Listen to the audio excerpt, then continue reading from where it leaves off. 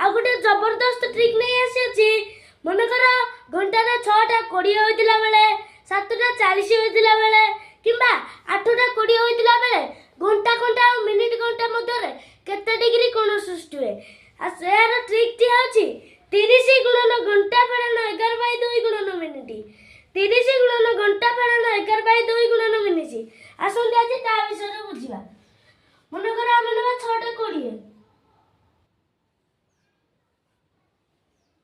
ସୂତ୍ରଟି ଅଛି 30 ଗୁଣନ ଘଣ୍ଟା ଫେଡ଼ାନ 11/2 ଗୁଣନ ମିନିଟ୍। 30 ଗୁଣନ ଘଣ୍ଟା ହେଲା 6 ଫେଡ଼ାନ 11/2 ଗୁଣନ ମିନିଟ୍ ହେଲା 20। 2 କୁ 20 କାଟିଲେ ହେଲା 10। ହେଲେ 30 ରେ 6 ଗୁଣ ହେଲା 180 ଫେଡ଼ାନ 11/110 ସମାନ 70 ଡିଗ୍ରୀ।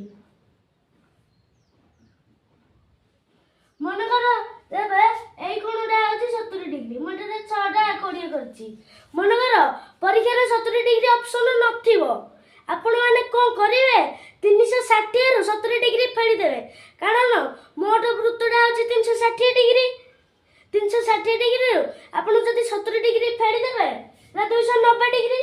ତେଣୁ ଏଇ ବଡ଼ କୋଣଟା ହେଉଛି 290 ଡିଗ୍ରୀ। ଏହିପରି ନୂଆ ନୂଆ ଭିଡ଼ିଓ ପାଇଁ ମୋ ଫେସବୁକ୍ ପେଜକୁ ଫଲୋ କରନ୍ତୁ, ୟୁଟ୍ୟୁବ୍ ଚ୍ୟାନେଲକୁ ସବସ୍କ୍ରାଇବ୍ କରନ୍ତୁ। ରହିଲି, ଜୟ ଜଗନ୍ନାଥ।